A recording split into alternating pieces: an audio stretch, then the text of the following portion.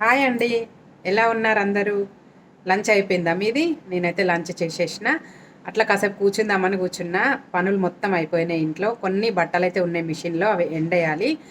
అక్క వాళ్ళ కూతురైతే కాల్ చేసింది. వస్తుందంట సడెన్ సర్ప్రైజ్. బస్ స్టాండ్ దగ్గరకైతే పాప వెళ్ళింది తీసుకురావడానికి. వచ్చిన తర్వాత చూపిస్తాను. హ్యాపీగా ఉంది. అలా సడెన్‌గా ఎవరైనా మనకి ఇంటికి వస్తే మంచిగా అనిపిస్తది కదా!